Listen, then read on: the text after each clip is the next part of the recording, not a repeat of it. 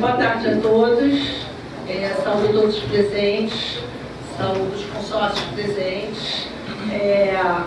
Um enorme prazer ter o professor Talesco aqui conosco, os consórcios da Comissão Permanente de Direito Penal, o professor Ronaldo Acho, nosso querido também Diogo, o Biratã, nosso consórcio. E sem mais delongas, dar início a essa tarde, essa nossa primeira palestra com o professor Geraldo Prado. Hoje, sem dúvida nenhuma, um dos maiores, se não o maior processualista penal que nós temos no Brasil. Geraldo Prado, que já formou uma enorme quantidade, gama de alunos, hoje professores, que tem na figura de Geraldo Prado, eu sou uma delas, você sabe, eterno mestre, guru, e sempre nos ensina.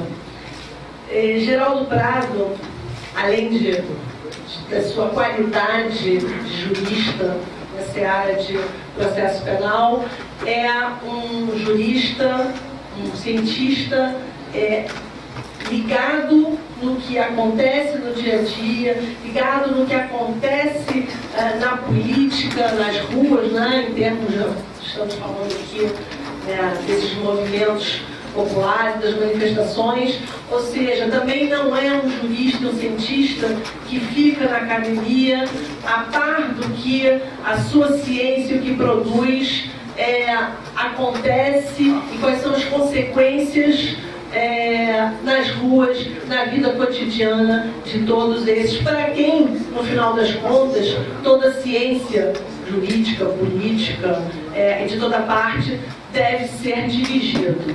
Então, sem mais delongas, todo mundo ansioso para ouvir o Geraldo, passo a palavra ao nosso palestrante de hoje, Geraldo Luiz Mascarenhas Prado. Cordial, boa tarde a todos.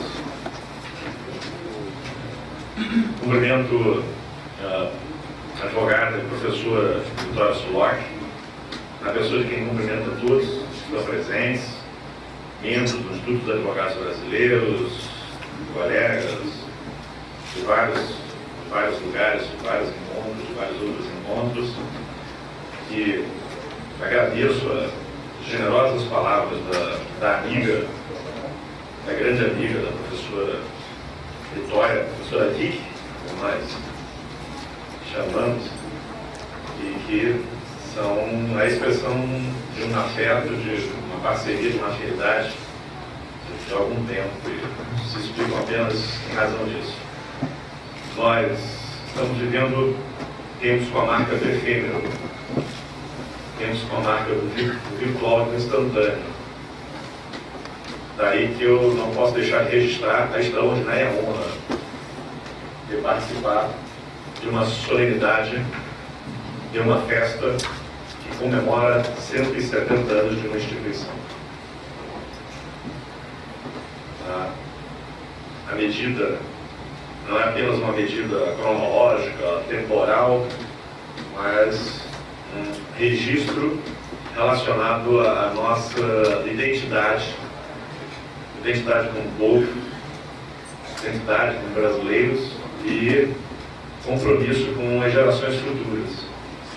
A virtualidade, a instantaneidade resolvem tudo no presente. E com muita facilidade nos esquecemos daqueles que virão depois de nós e que irão compartilhar a sua jornada no mesmo espaço, nesse mesmo planeta, que não tem dono, nem mesmo os seres humanos são donos do planeta, se pensássemos numa unidade de seres humanos, mas talvez só um instrumento da nossa passagem por aqui. Esta característica do efêmero talvez não esteja permitindo às novas gerações perceberem o quanto uma construção sólida vale a pena.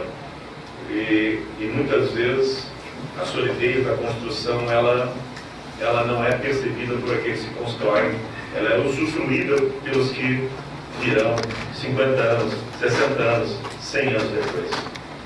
Apostar nisso é apostar na civilização, o aspecto mais generoso da civilização.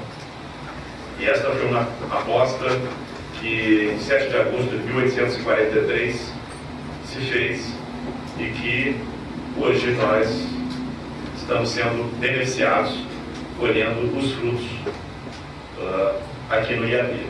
Portanto, professora Vicky, eu quero que deixe registrar para todos, para o nosso presidente, Fernando Fragoso, a quem eu presto minhas homenagens também, a honra, a extraordinária honra, do tipo que marca o meu currículo, a minha biografia, de uma forma muito especial, de participar das comemorações de 170 anos do Instituto dos Advogados Brasileiros. Cumprimento o professor Evaristo Tavares, que virá em seguida também, estimado amigo, grande jurista e grande penalista brasileiro. O novo processo penal brasileiro é o título da minha comunicação. Sei o quanto é chato ler o texto, mas eu espero poder contar com a paciência de todos. Em 7 de agosto de 1843, o governo imperial aprovou os estatutos do Instituto dos Advogados Brasileiros. Como consta da publicação do Instituto dos Advogados Brasileiros, 150 anos de história, aquele era um momento especial do Brasil independente, no qual, abro aspas, as classes dirigentes se empenhavam na consolidação do Estado imperial, ao mesmo tempo em que buscavam construir uma identidade nacional. Fecho aspas. No âmbito jurídico, o intento de identificar esta identidade genuinamente brasileira foi marcado, entre outras iniciativas, pela instituição dos cursos de Direito em Olinda e São Paulo, em 1827, pela edição do Código Criminal, em 1830, e também pela promulgação do Código de Processo Criminal da primeira instância de 1832, na esteira da Constituição Imperial de 25 de março de 1824. Durante muito tempo prevaleceu entre os juristas a convicção de que a justiça criminal brasileira organizara-se na nascente monarquia sob a influência generosa dos pensamentos iluministas, aqui também entre aspas, em oposição ao sistema das ordenações, com seus dispositivos de debates e tormentos. Essa opinião, por exemplo, era a do professor Pierangeli, que desenvolveu vários estudos sobre a história da organização do nosso sistema de justiça criminal. Importante revisão de nossa historiografia no campo do direito criminal nas 2 últimas décadas, para além da imprescindível crítica metodológica ao uso da história no âmbito do direito, apenas para demonstrar erudição, sem qualquer operacionalidade teórica ou potencialidade crítica, tem desnudado as contradições entre uma justiça que absolvia contrabandistas escravos, ao mesmo tempo de perseguir inimigos políticos. Essa era a nossa justiça do início da nossa vida independente. Eu aqui, nessa passagem, cito um autor, Thomas Florio, e o seu trabalho Juiz de Paz e Jurados no Brasil Imperial, 1808-1871, cuja leitura eu considero imprescindível, porque nos mostra exatamente como funcionavam os arranjos de poder da nossa justiça criminal naquele momento da nossa história. E que não aparece nos textos supostamente históricos de direito processual penal dos nossos autores. O funcionamento concreto do sistema penal durante muito tempo não ocupou as mentes de nossos juristas, ainda que a rigor, desde as primeiras letras, estes oscilassem entre textos da praxis, como as primeiras linhas sobre o processo criminal de primeira instância, de Joaquim Bernardes da Cunha, 1863, ou do habeas corpus e seu recurso, de Manuel Godofredo de Alencar Beltrán, 1879, e outros trabalhos de signo mais teórico, por exemplo, a obra de João Mendes Júnior, O Direito Judiciário Brasileiro, já no começo do século XX, 1918. Em ambos os casos, saltam os olhos a opção pelo método de descrição de pautas normativas, sem associação com o caráter seletivo do sistema de justiça criminal, que os estudos contemporâneos de história e antropologia, voltados ao século XIX e início do século XX, denunciam. Assim, não causa estranheza o tipo de reação comum dos profissionais do direito relativamente ao saber processual penal acadêmico nos primórdios de nossa vida independente e republicana, conforme salienta José Reinaldo de Lima Lopes, que eu passo a citar. E aí o José Reinaldo, no trabalho, o Supremo Tribunal de Justiça do Império, são 3 volumes, o Supremo Tribunal de Justiça do Império cobre tempo grande, Supremo Tribunal Federal, início da República Velha, Estado Novo, esse é o primeiro volume do Supremo Tribunal de Justiça do Império. Ele nos fala da relação entre a incipiente doutrina do processo penal brasileiro e os práticos, os juízes, os investigadores, os promotores de justiça, os advogados. Se de doutrina se pode falar no século XIX, é em primeiro lugar o comentário da lei. Não à toa os cursos de direito, os respectivos manuais, consolidaram-se no Brasil, como em toda parte, em comentários de lei, das grandes leis e dos grandes códigos. Quando não, eram cursos que se valiam das grandes sínteses organizadas pelos justnaturalistas ou ilustrados dos séculos XVII e, sobretudo, XVIII, como demonstra a reprodução, no todo ou em parte, ainda no século XIX, dos trabalhos de Thomas, Potier ou de outros teóricos da legislação, como é o caso de Bentham. Dessa rejeição da doutrina não destoam, portanto, as sintéticas decisões do Supremo Tribunal de Justiça, o órgão máximo da justiça brasileira na época do Império, cujo objetivo era sempre aplicar a lei ao caso. Os ministros do Supremo não se dedicavam eles mesmos a fazer a doutrina por meio de livros ou publicações extrajudiciais. Sua doutrina consistia em suas decisões. Havia, pois, já um divórcio entre doutrina e jurisprudência, e talvez não fosse um divórcio mal visto, porque, como diz aqui José Reinaldo, a própria compreensão de doutrina naquela época era bastante limitada.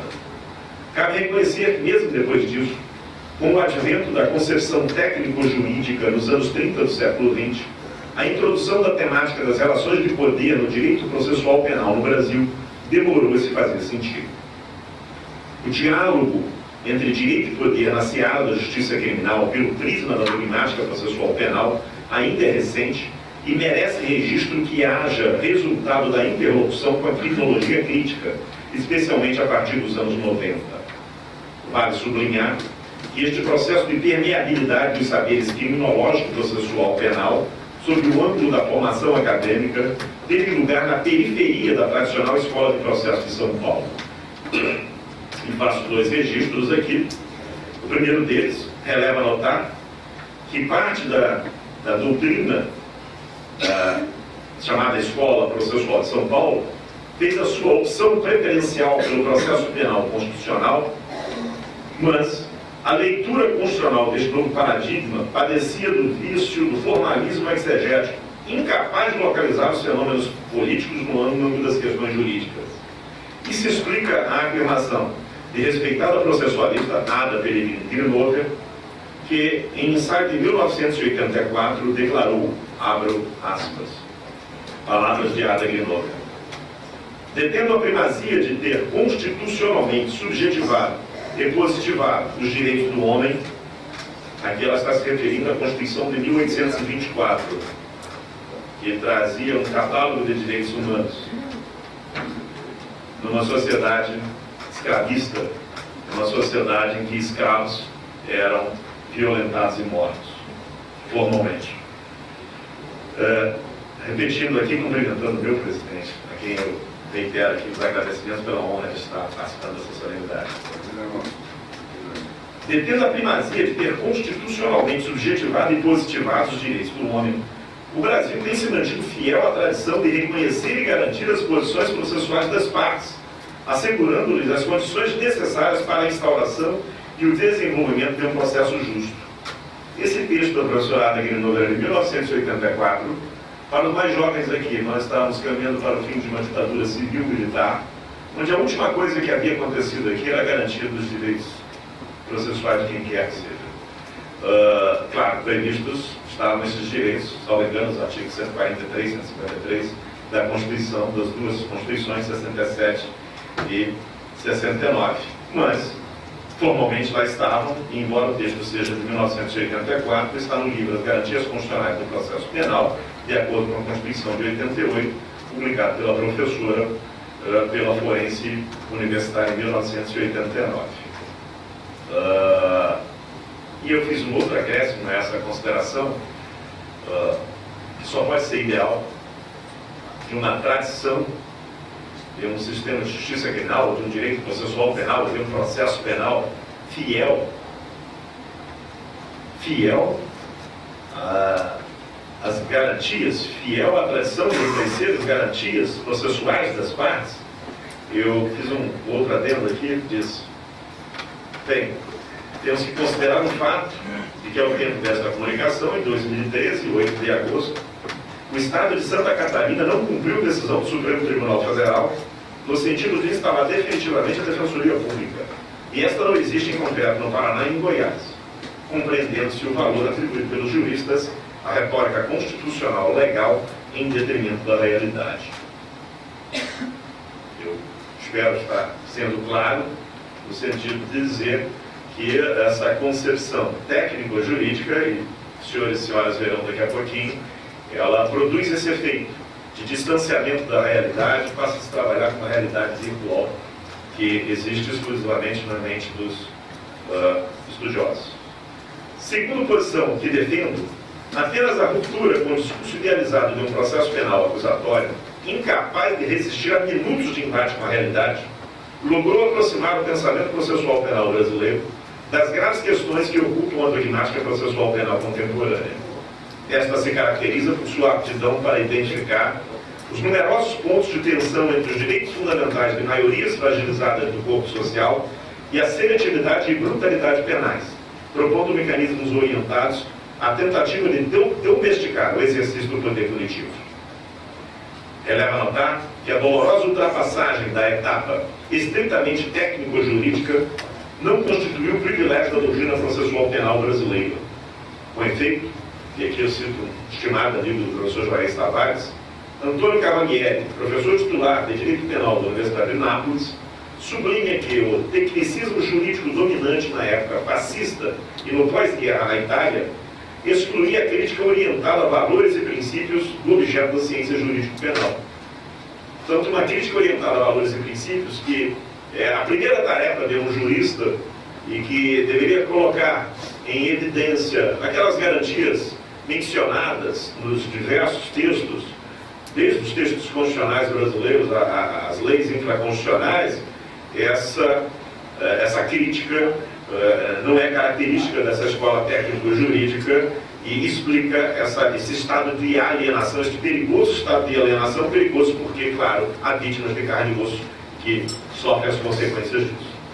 Neste contexto, prossigo eu, neste contexto de impermeabilidade do direito em relação à política, é compreensível a permanência e fomento da, entre aspas, atitude metódica autoritária que Cavalieri menciona, referindo-se ao determinada mentalidade processual penal na Itália ainda hoje, e que eu também atribuo a uma determinada mentalidade de muitos profissionais, do número muito significativo de profissionais que atuam com direito processual penal no Brasil hoje.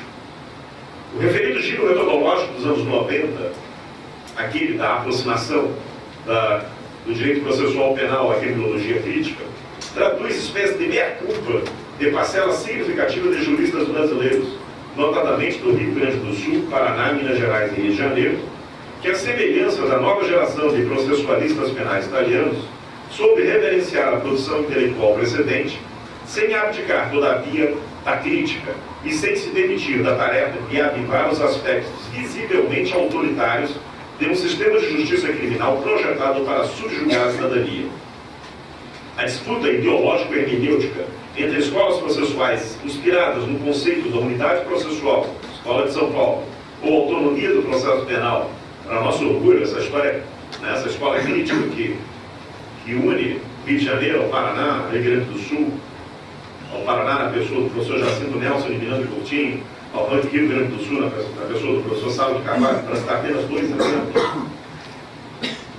Esta disputa ideológica que na mesma medida e por muito tempo, na mesma proporção, reproduziu o embate teórico italiano entre Carmelucci e De Vitale, pode não ter produzido um resultado definitivo.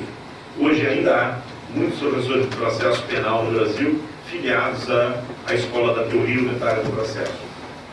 Eu os respeito, e há um número cada vez maior de professores de processo penal filiados a uma escola que abre o processo penal para o seu necessário diálogo com as demais ciências criminais e se recusa a estabelecer esta filiação, uma filiação muito verticalizada no processo civil. É certo, porém, que no caso brasileiro, juristas formados nas distintas escolas têm compartilhado suas investigações desde o início dos anos 2000, pioneiramente por iniciativa do Instituto Brasileiro de Ciências Criminais, naquela época presidido pelo advogado e professor Maurício Zanoni de Moraes. O resultado precioso pode ser avaliado pela disseminação de práticas que conciliam rigor metodológico e perspectiva crítica. Uma das principais críticas da Escola Técnico-Jurídica no Brasil, mesmo quando ela buscava se autodenominar escola constitucional do processo brasileiro, residia no fato de que os processualistas penais que atuavam a partir de pautas da criminologia crítica não eram rigorosos relativamente ao objeto próprio do direito processual penal. E esta crítica tem um certo sentido. Durante algum tempo, muitos dos estudiosos do processo penal brasileiro, a chamada escola crítica, das escolas críticas, ou filiada a pensamentos críticos, abandonaram as categorias processuais. E o prejuízo nós podemos sentir vivamente com as leis dos últimos 20 anos, ou dos últimos 3 dias, pode escolher, 20 anos ou 3 dias da vida. O ponto de contato entre as diferentes visões,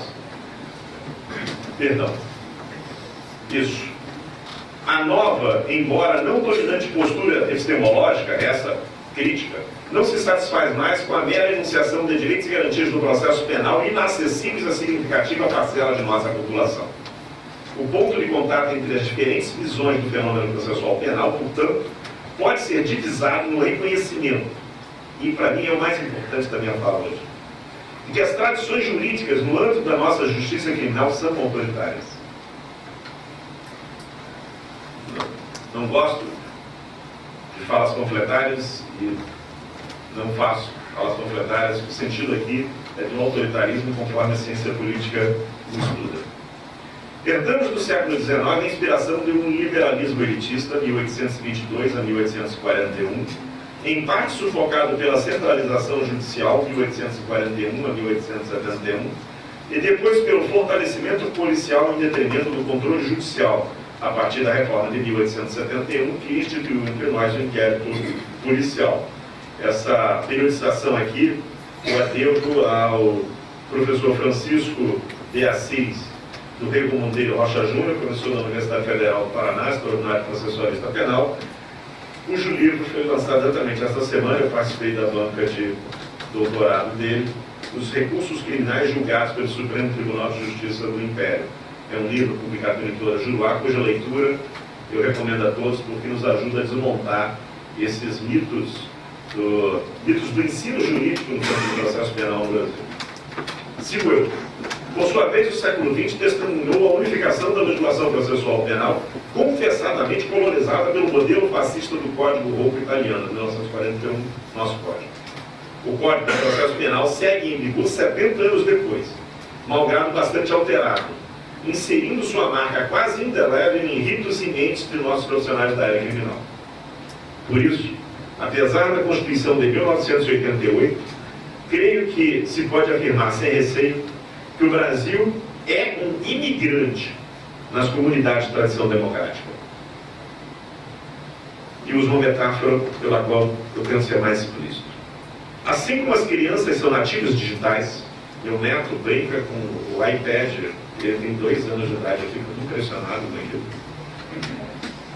Assim como as crianças são nativas digitais, e nós, adultos de hoje, somos imigrantes digitais, relativamente às tecnologias de comunicação e informação da sociedade pós-industrial, a cultura jurídica brasileira, a diferença de outras, inscreve-se no âmbito de tradições autoritárias, e isso independe do fato de vivermos em democracia há 25 anos. o peso das experiências autoritárias na constituição das categorias jurídicas é sempre mais significativo quando se trata dos sistemas de justiça criminal, nos quais a tensão entre liberdade e segurança revela-se de forma transparente e afeta o concreto mundo da vida.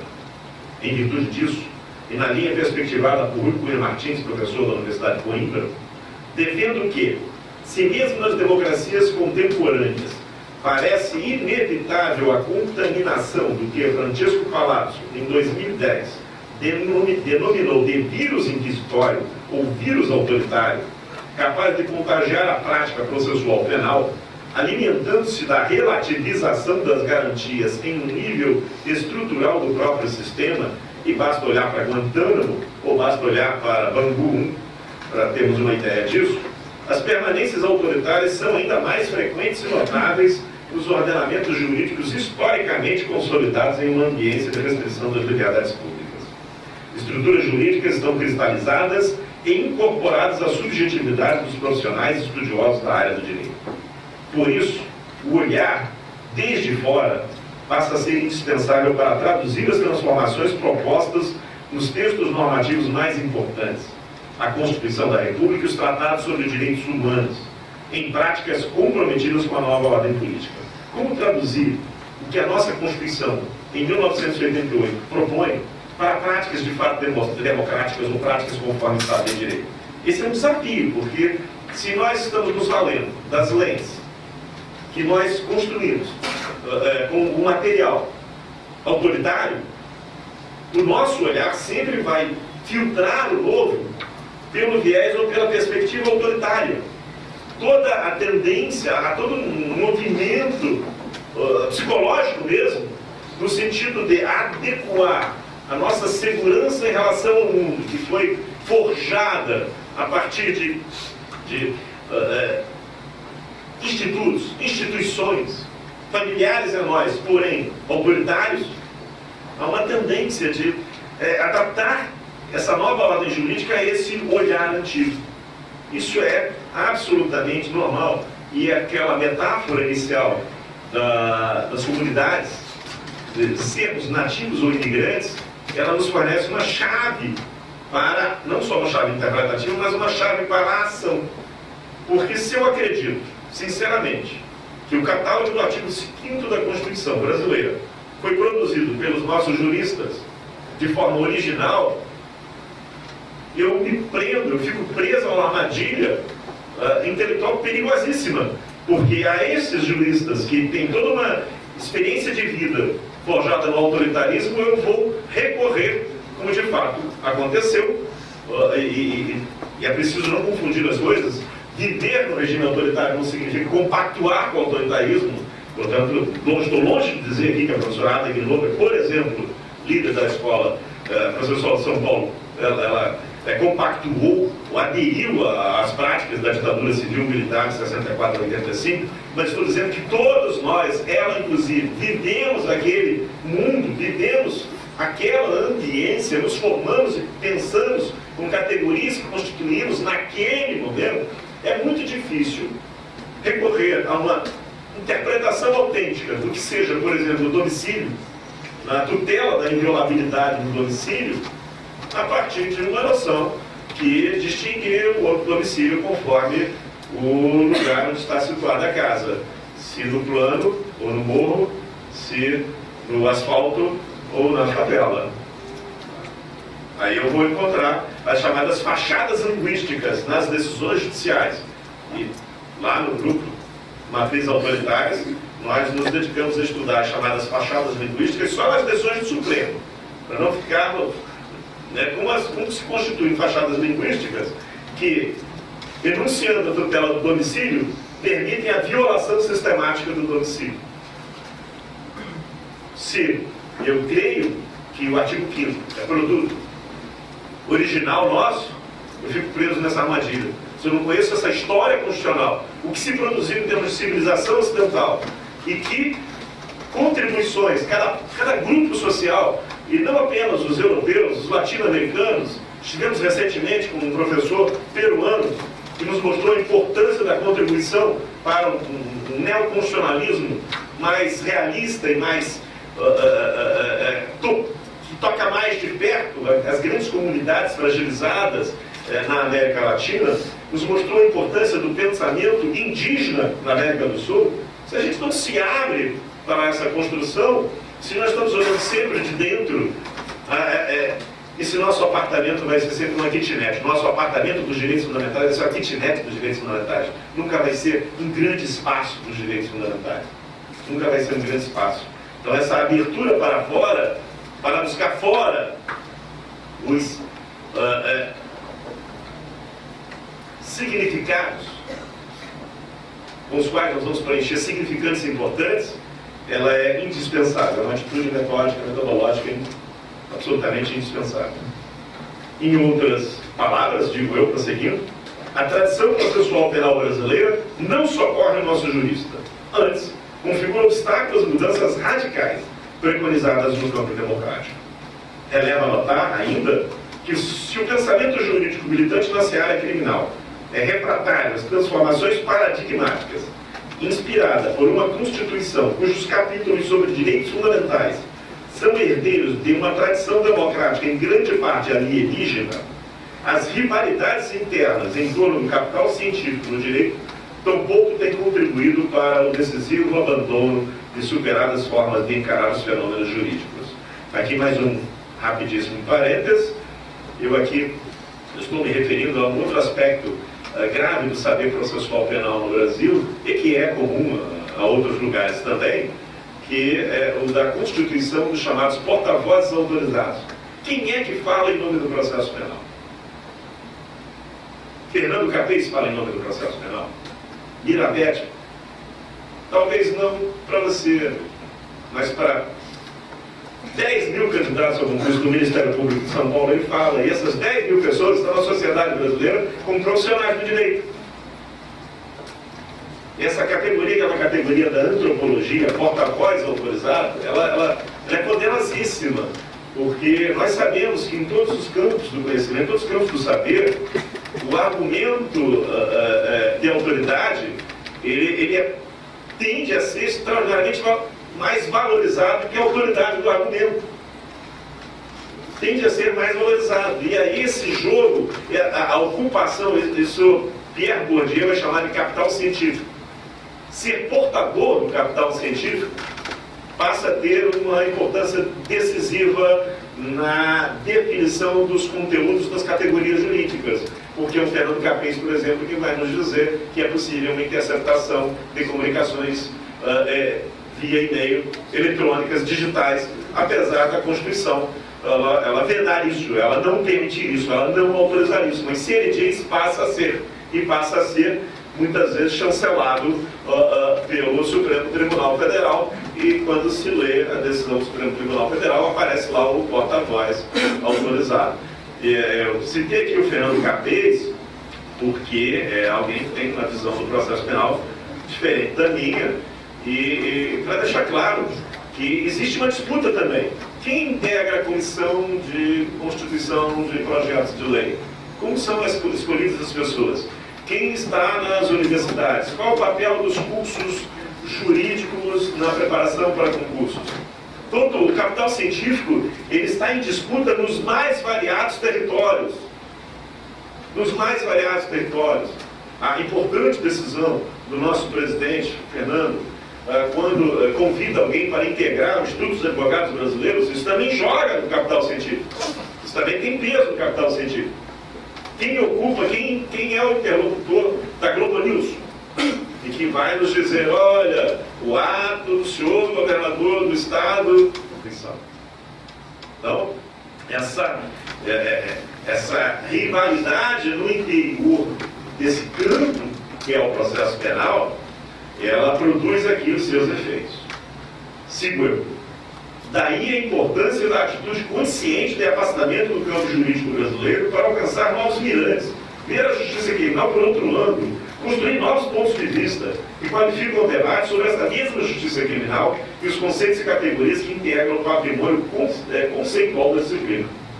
Em obra recente, Alberto Biglia, jurista argentino, realça a condição de saber prático, ostentada pelo direito processual penal, e chama a atenção para um dos principais papéis desempenhados pela doutrina, a preparação dos profissionais juristas.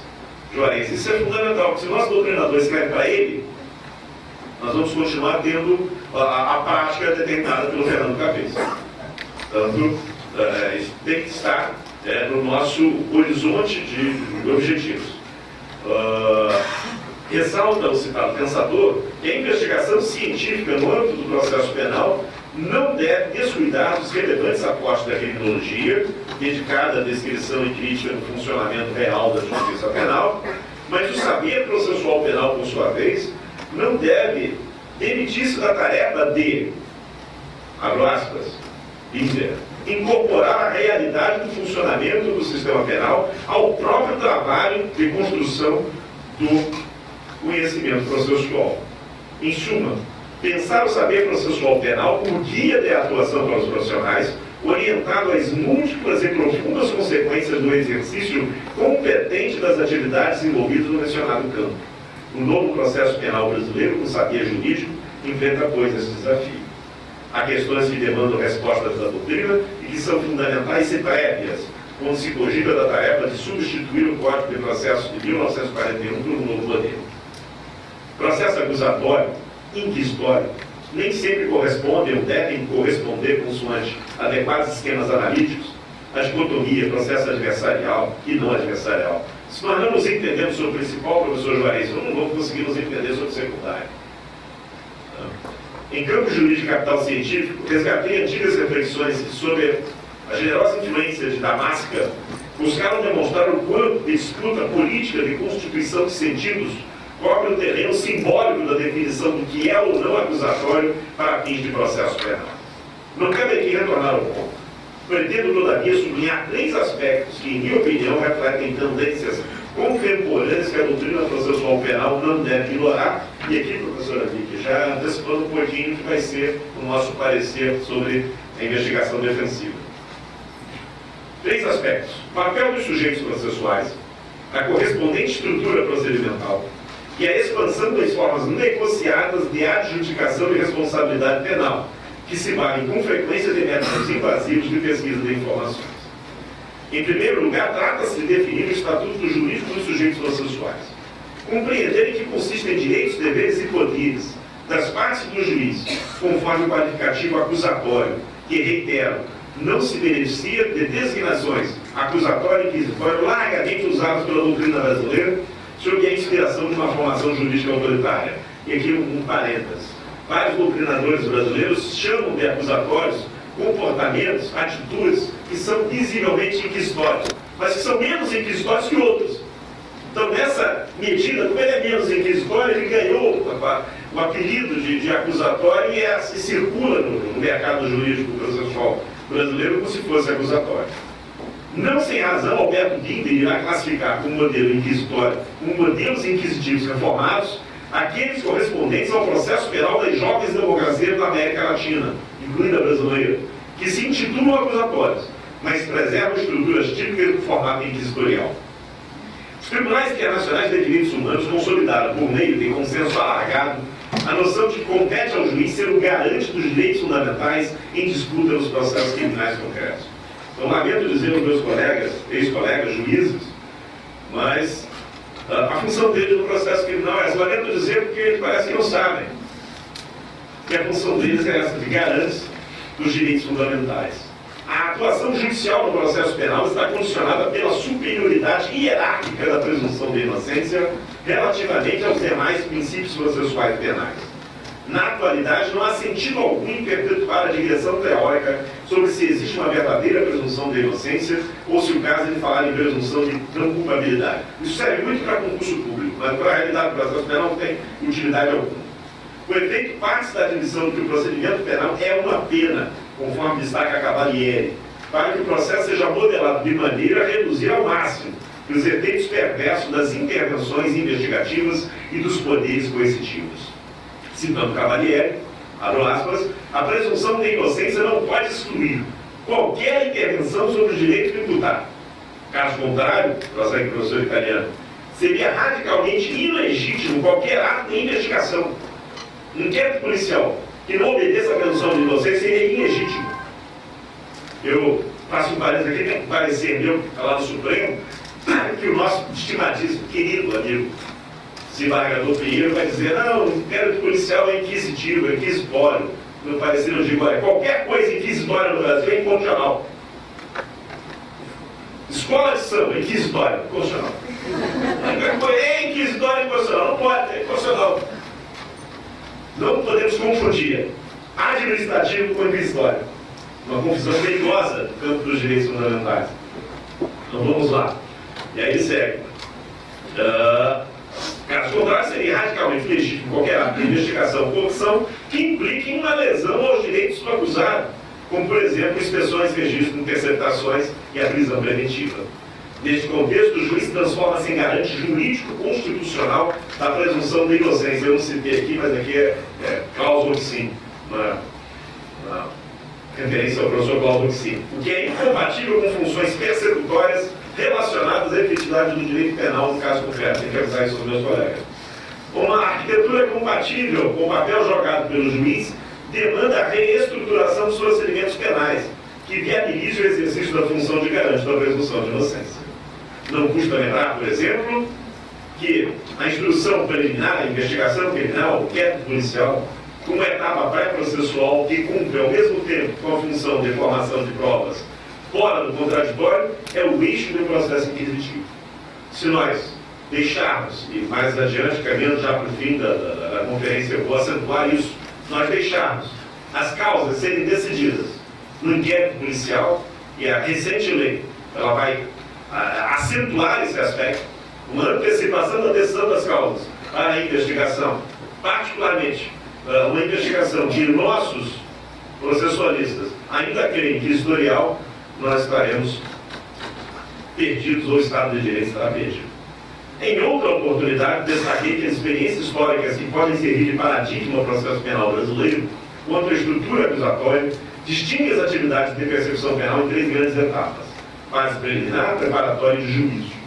A fuga da armadilha criada pelo processo bifásico e da mentalidade inquisitória reclama, conforme destaca Franco Cordeiro, a superação da herança pós-inquisitória por meio do alinhamento do modelo de 2 etapas, o misto, que era aquele que vigorava entre nós até 2008 e que na prática continua vigorando, na direção daquele que exige da acusação hipóteses acusatórias bastante prováveis de resistir ao debate oral e ultrapassar a presunção de inocência. Professor Juarez, até hoje, se perguntar um candidato a qualquer concurso público, vamos da Defensoria Pública, o que é necessário para o recebimento da denúncia, ele dirá: quem disse que eu autoria prova da existência do fato?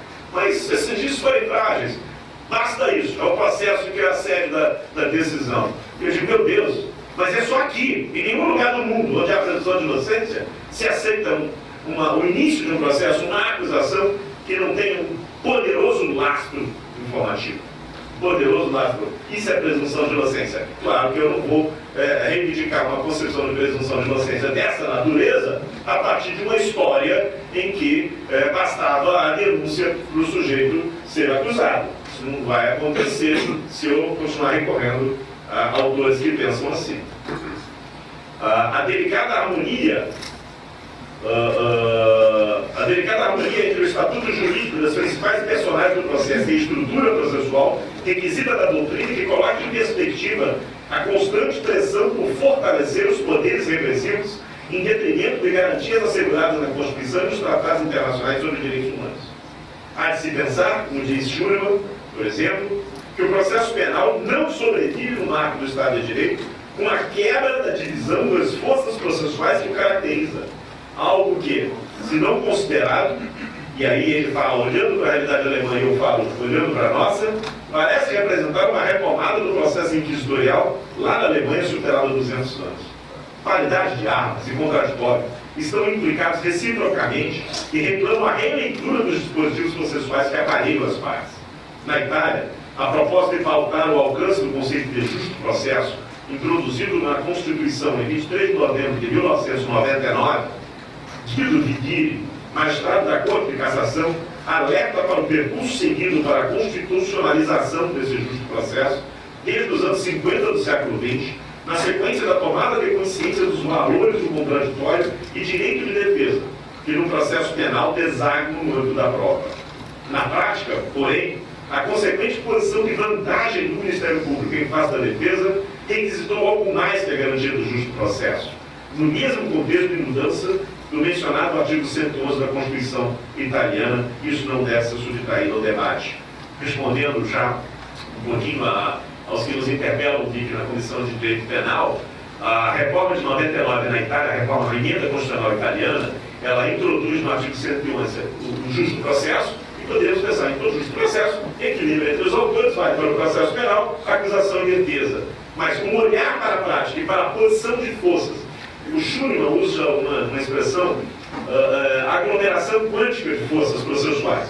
Nas mãos da acusação, o legislador constitucional italiano entendeu acrescentar um dispositivo dizendo: para que isso funcione no processo penal, é preciso que se garanta a defesa, mecanismo de atuação, mesmo na fase preliminar, na etapa prévia, o que forneceu base constitucional chamada investigação defensiva, e mudou toda a forma de relacionamento, ou deve mudar, porque lá também a guerra é parecida com a nossa aqui, a forma de relacionamento entre os sujeitos processuais no âmbito da investigação. Se bastasse dizer justo processo, não precisava acrescentar o recurso de poderes defensivos na investigação criminal, porque isso seria algo pressuposto. O regime jurídico constitucional do processo penal, erguido em torno da ideia central da presunção de inocência, cobra que se permita à defesa atuar desde o primeiro momento, como exigem os pactos internacionais sobre direitos humanos. Portanto, aquilo que eu falei, vamos olhar de fora, vamos ver quais são as decisões dos tribunais sobre direitos humanos. E eles dizem: a defesa deve ser garantido o poder de atuar desde o primeiro momento. Desde o primeiro momento. Para tanto, há de ser estabelecido o equilíbrio entre a investigação que fornece lastro à acusação e as pesquisas que podem revelar a impropriedade ou temeridade dela. Sob esta inspiração, a Itália instituiu a investigação defensiva, reconhecendo, nas palavras de Paulo Tonini, que a escolha do sistema acusatório pelo ordenamento italiano haveria de comportar a relevante consequência de viabilizar para a defesa o acesso à fonte de prova. Já se viu o sistema acusatório, só a acusação tem acesso à fonte de prova. Continua sendo inquisitorial, como diz o Binder, inquisitorial reformulado, atenuado, moderado, mas inquisitorial. A previsão da participação da defesa na investigação criminal e a definição do parâmetro citado denuncia uma visceral mudança de foco no processo penal italiano, que, pelo menos em tese, como ressalta a doutrina, busca abandonar a perspectiva inquisitorial estribada no indúbio contra réu. Lembra que eu falei? Para receber denúncia basta o quê? Indício de autoria e prova da materialidade. Isso tem um nome, se chama indúbio contra réu. Aqui nós chamamos de indúbio pro sociedade, porque aqui nós nos valemos do que eu também já mencionei aqui, das chamadas fachadas linguísticas. Então vamos tirar para qual é o trabalho, qual é o meu trabalho como estudioso do processo penal? Derrubar as fachadas linguísticas. Vou chamar de microfone, porque é microfone. Não adianta me dizerem que isso aqui é um rádio. E, mas há 150 anos chamam isso de rádio. Eu chamo de microfone. Então, indúbio, qual é aqui, o nome da coisa? Indúbio contra réu. Peculiar ao modelo inquisitório. Em favor de um concreto indúbio pro réu, consequente ao processo regido pela presunção de inocência, que no caso italiano, artigo 27, inciso 2 da Constituição. O nosso artigo 557. Para ficar no tema controverso da investigação criminal dirigida pelo Ministério Público, esta somente gozaria de status de conformidade constitucional se viabilizasse em tese a concretização de amplo repertório de providências de participação da defesa e, ademais, se estivesse sujeito ao controle judicial, o que não é a nossa realidade. Admitisse a investigação pelo Ministério Público dissociada da intervenção defensiva e do controle judicial configura violação ao Estado de Direito. Por fim, o saber processual penal de hoje não pode fechar os olhos à expansão das técnicas especiais de investigação, que suscitam vigoroso debate em outros lugares, mas que são aceitas quase passivamente pela doutrina nacional. Ingerências nas comunicações privadas, astuciosa intromissão na vida alheia e generalizada quebra de sigilos contendem com a presunção de inocência, independentemente do grau de eficácia que gozam em termos de aquisição de fontes e meios de prova. Professor Juarez, são, contra os dedos de uma mão, os processualistas penais brasileiros que fazem uma crítica da infiltração, da ação controlada, da própria interceptação telefônica a partir do contencioso que ela estabelece com o nego teneto, com a tutela contra a autoincriminação compulsória, o que é algo cotidiano, algo que a doutrina internacional discute o tempo todo. Aqui, jogo uma lança, sim, bate sim. Vão chegar e vão colocar. Em que termos se discute uma infiltração criminosa? Quais são os princípios que estão em jogo? Se comprarem manuais de processo penal, vão continuar na ignorância. A história é rica em episódios de abuso de direito, do direito à autopreservação que fundaram estados policiais. Trata-se da antítese do Estado de Direito. O mero fato de as leis definirem as referidas técnicas não elimina o dever de se investigar a compatibilidade entre elas e os princípios constitucionais. Aqui eu já estou fazendo homenagem à Lei 12.850. Essa de 2 de agosto de 2013. Essa é uma tarefa da dogmática processual penal, que dela será cobrada como costuma acontecer ao longo do tempo. Não adianta o sujeito pensar que vai vender livros e vai ficar sem escrever sobre isso, porque daqui a 50 anos alguém vai dizer, olha lá atrás, fulano de tal disse que era constitucional. Tá? Certo? Uma homenagem ao nosso Fernando Fragoso, o valor da história. O valor da história. Tá? Todas as considerações anteriores lá em conta, eu fim mesmo, a conexão indissolúvel entre direito penal e direito processual penal se caracteriza pela admissão de um sistema de recíprocas ingerências entre ambos, com consequências nada desprezíveis. Atualmente, na Alemanha, esta parece ser a inclinação dos jovens processualistas. E sem dúvida, na América Latina, as decisões da Corte Interamericana de Direitos Humanos, reconhecendo a recíproca implicação destes saberes, que funcionam em sintonia com determinadas políticas criminais, apontam para um caminho muito mais próximo à realidade. O exame do regime jurídico das práticas das prisões cautelares serve para nos precavermos contra as consequências da não consideração das barreiras que determinadas estruturas processuais representam ao exercício do poder político. Este é o cenário complexo em que está inserido o direito processual penal brasileiro hoje. Creio que, ao escrutiná-lo, torna-se possível compreender o significado político da democracia e do Estado de Direito. Meta e ambição, presidente Fernando Fragoso, do IAB, desde sempre. Basicamente é isso. Muito obrigado.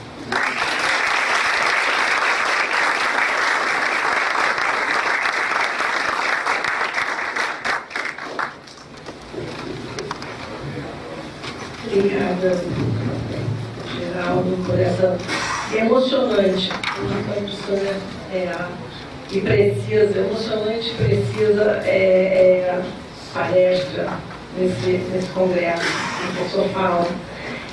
Devo dizer que a discussão que já Rodrigo Fragoso, já vou avisar que já falei no geral sobre a discussão da Comissão Geral e por isso já está fazendo. Rodrigo trouxe na última reunião da Comissão Permanente de Direito Penal justamente a discussão, lembrando o Diogo Geraldo, na questão da investigação defensiva e dos enormes poderes do Ministério Público, sobretudo se ele começa a investigar, como nós faríamos. E naquele dia nós estávamos pensando em diversas estratégias de conhecimento, de produção de conhecimento. Uma delas será certamente o parecer, mas como provocar justamente no âmbito jurídico, inclusive um debate que falta nesse âmbito, né, que é da investigação defensiva. Né? Se estamos num sistema acusatório, da variedade de armas, a questão do direito ao confronto, e que isso não fica só no aspecto judicial, mas tem que ser levado também no âmbito investigativo anterior. E aí, quem realmente trouxe o debate à baila foi o Rodrigo nesse dia. Estávamos estudando a nova lei lá, falando do acordo de leniência e companhia militar, essas coisas meio esdrúxulas do processo. Pergunta, professor Diogo Teber. Professor Geraldo, qual seria a sua opinião sobre a validade de tratados de cooperação jurídica internacional, como ELAT, Brasil e Estados Unidos, que somente permitem diligências requeridas pela acusação e as determinadas ex officio pelo juiz frente ao princípio de isonomia de armas. Primeiro, agradecer ao professor Diogo a indagação. A lembrança que eu tenho do MLAT, ela não veda requerimentos formulados pela defesa. Tem a impressão que não, mas eles têm que passar pelo filtro judicial. O que se criou e o que se cria no âmbito da cooperação judicial internacional, judiciária internacional, penal internacional, é uma espécie de consórcio repressivo. Portanto, uma coisa é o texto normativo estar aberto à bilateralidade, uma noção de bilateralidade, outra coisa é a prática dele, que está fechada. Uma prática comprometida, prejudicada, afetada, muito concretamente no Brasil, pelos principais personagens que têm implementado o tratado no âmbito das investigações criminais, do processo criminal, por uma solidariedade orgânica entre o Ministério Público e a magistratura. Então, sem fugir à sua indagação, professor, eu digo que, em primeiro lugar, nós teríamos que cobrar, como comunidade jurídica e os advogados, institucionalmente, nós temos que cobrar um rigoroso cumprimento deste MLAT nas linhas em que o tratado diz partes são partes, elas têm que recorrer ao judiciário que cumpre com a fiscalização. Há limitações que ele estabelece que são ignoradas solenemente.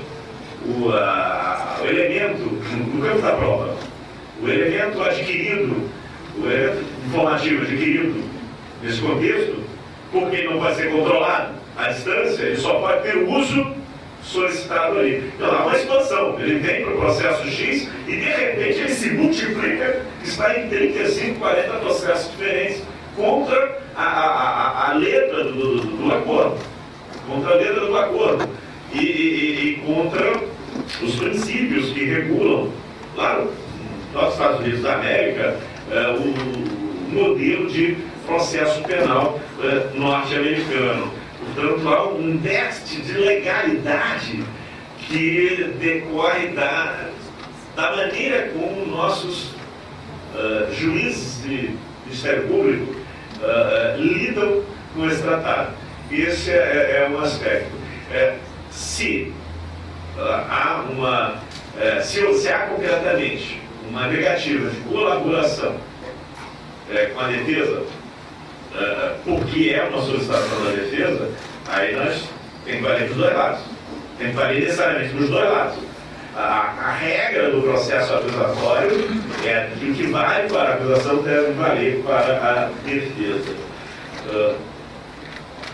Posso falar uma coisinha das outras duas?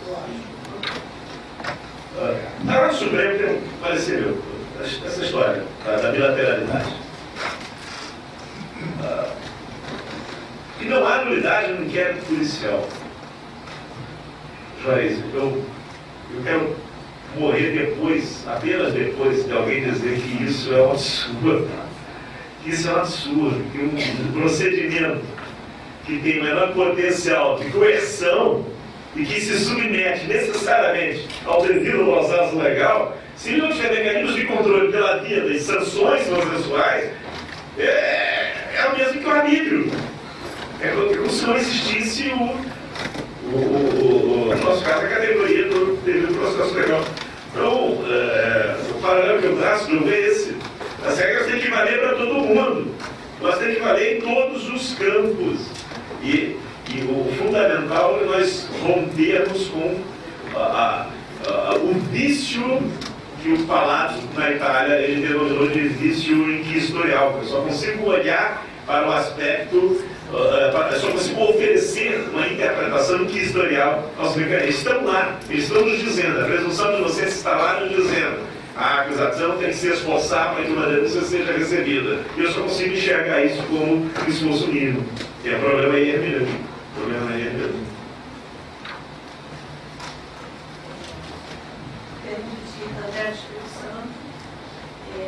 partindo da famigerada verdade real, constante do CPP, pergunta-se, o Código de Processo Penal foi decepcionado pela Constituição Federal? O Código de Processo Penal, o Código de Processo Penal hoje já é outro, já é 41. Procedimento júris, cautelares, da rede dos procedimentos. Então ali há uma coxa de retalhos. A antropologia tem um nome para isso, chama-se repertório. Eu uso o exemplo é como se fosse uma caixa de ferramentas. Tem tudo nessa caixa de ferramentas. Tem umas coisas que não deviam estar lá e outras tantas que estão lá, que são extremamente úteis, são indispensáveis. Sem essas ferramentas, eu não posso realizar o direito penal. Não posso realizar o direito penal e também não tenho condições de fazer defesa contra os movimentos de expansão do poder punitivo. Uma ferramenta que não existe, que não está no repertório, é a verdade real. Mas é interessante, porque ele é um símbolo. Ela é algo que não existe, que nunca existiu, mas tem uma força de mais de 1000 anos. É mais poderosa do que as coisas que de fato existem. Alberto Binder, em várias passagens da sua extensa obra, vai dizer que mudar a mentalidade é infinitamente mais difícil que mudar uma lei. Então, se as pessoas acreditam que nada é real, amanhã eu tenho um debate, uma homenagem ao professor Francisco Jardim, e o debate, a minha parte, a parte que me cumpre, vai falar do ônus da prova. O ônus da prova. Se o sujeito acredita em verdade real, eu não tenho nada, não tenho que falar.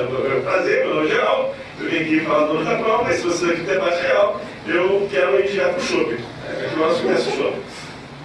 Porque, então, há um trabalho, Teorias da Verdade no século XX, um manual, né, que recolhe ali, pelo menos, 30 visões diferentes da teoria da verdade, só no século XX, no campo da epistemologia, da teoria do conhecimento, etc. E nenhum deles se localiza a verdade dela. Mas ela tem esse poder de forjar mentalidades. E aí, eu separei um trecho para amanhã. Toda decisão do mensalão, lá no passado do mensalão, tudo isso Celso de Mello, ele presta homenagem à verdade. Assim, o ministro Celso de Mello presta homenagem à verdade real. Aí você imagina, que é o nome do rapaz aí, o Gus, imagina o nosso sofrimento. Mas ela não está na caixa de ferramentas. Mas se ela não está na caixa de ferramentas, como é que eu tiro das mãos dos juízes essa ferramenta existente? Eu preciso reformular a estrutura procedimental. Eu preciso criar esse procedimento de 3 etapas. Em uma fase de investigação, em que o juiz é uma espécie de porteiro, ele daria o seguinte: aqui a minha função é selecionar o uso das ferramentas que a acusação e a defesa irão utilizar. Acusação, com essa ferramenta você não entra. Defesa, com essa ferramenta você também não entra. Então a minha função é essa. E em seguida, na segunda etapa, na admissibilidade da acusação, a partir de uma noção de presunção de inocência, como eu disse, compartilhada consensualmente, com consenso alargado em todo o mundo. Que eu não posso levar as pessoas para o tribunal, acusá-las criminalmente, ser uma forte base, dizer, aqui tem, então vamos para o tribunal, aqui não tem, não vamos. E isso é mais sério quando nós abrimos a porteira para as soluções, para as punições sem prova. Para as punições sem prova, que são os mecanismos de delação premiada e está lá no projeto do processo penal do plea bargaining brasileiro. Do plea bargaining brasileiro. Tá? Então tem que mudar o procedimento. Pergunta do professor Leite Sampaio. Professor Geraldo, o senhor afirmou a existência do sistema adversarial. Será que não estaria no momento de nós refletirmos em sentido híbrido o sistema do common law, principalmente no reflexo da investigação defensiva e na produção de prova?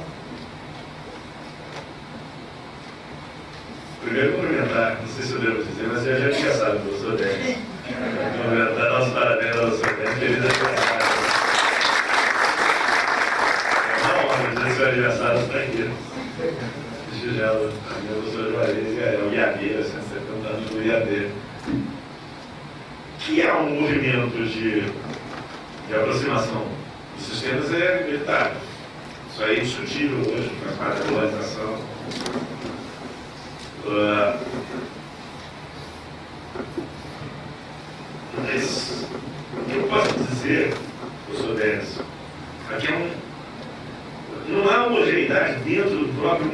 modelo adversarial norte-americano. Tenho estudado isso muito. E internamente, há essa mesma luta entre o pragmatismo e o garantismo. Uma luta que se desenvolve no campo teórico. E que leva as pessoas como eu cito aqui da máscara, a designarem o seu modo de ver a estrutura processual como adversarial ou acusatória, sendo completamente diferente do modo de ver do outro. Então, conforme a escola, uma negociação sobre fatos, sobre a pena, ela se enquadra ou não no modelo adversarial do processo. Isso o professor Diogo Malan já criticou num texto pioneiro aqui no Brasil, eu também já critiquei no meu texto sobre a decisão judicial, e nos mostra um dos perigos. E qual foi a crítica que eu fiz? Qual a argumentação para o plea bargaining, tanto no projeto de Código Penal como no projeto de Código de Processo Penal? Estaríamos nos aproximando do modelo adversarial. Mas se eu perguntar isso para o Lang, ele vai dizer, não, você não tem nada a ver com o modelo adversarial. O modelo adversarial, ele fortalece a posição das partes, o juiz, ele é ativo, ao contrário do que dizem alguns autores, ele é ativo, mas ele é um ativo fiscal desse equilíbrio. De equilíbrio no mundo pós-moderno, em que a acusação não é efetivamente estruturada e efetivamente avaliada para isso. E os textos que nós criticamos, as posições que nós criticamos aqui, o professor Diogo Malan e eu mesmo, um sistema acusatório ele necessita, isso tem a ver com a disponibilidade do conteúdo do processo. É outra coisa. Então, o meu medo é que, usando as mesmas palavras, enxerguemos fenômenos diferenciados, antagônicos, com consequências jurídicas graves. O que fazer nesse contexto? Foi um desafio enfrentado no processo de redemocratização pelas novas democracias da América Latina, a partir dos anos 2000, fortalecer o processo contraditório. O processo contraditório não dá conta, é muito crime. E aí, professor Joaís, o que nós falamos uma vez lá em Buenos Aires, desculpa, não é muito crime, é muita lei criando crime. Entendeu? Há uma expansão da criminalização. Há uma expansão a gente não vai lidar com isso, professores os nossos status melhor do que ninguém, mantendo-se. Aí eu crio um problema para o qual eu crio outro problema como solução. Outro problema, não damos conta de processar tudo, temos que partir para a negociação. Para garantir uma negociação vantajosa, precisamos do agente infiltrado, da delação premiada e de outras técnicas invasivas que contendem que contrariam a presunção de inocência. Então, eu sou favorável a um modelo de processo em contraditório, fortalecidas as partes, etc. Vejo a importância do Ministério Público e tenho medo de ir para essa disputa lá, adversarial ou não adversarial. E escrevi exatamente isso no prefácio do livro ao professor, a um juiz federal, José Frederico Valdez, que faz essa distinção. Acusatório e inquisitório, adversarial e não adversarial, adversarial e não adversarial no âmbito da justiça como um todo, civil, criminal, etc. Acusatório e inquisitório nas heranças do processo continental europeu, e que a gente está vendo na prática, acaba que mesmo nosso acusatório é inquisitório. Então eu prefiro processo em contraditório, fazer o que os italianos fizeram, processo em contraditório, lá no 111 da Constituição, processo em contraditório, validade de armas, fortalecimento efetivo da defesa, meios para a acusação poder também demonstrar o fundamento das suas pretensões de juízo e sentença fundamentada, sentença motivada. Outro dia descobri que a motivação das sentenças vem com o início da nossa vida independente. Um dos primeiros atos legais brasileiros exigia que o juiz fundamentasse as duas decisões. Pelo visto, foi revogado em 1825. Né?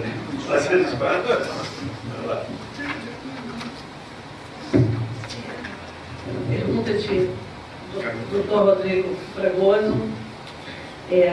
O Tratado de Direitos Humanos tem status supralegal, né, a STF também, a Constituição.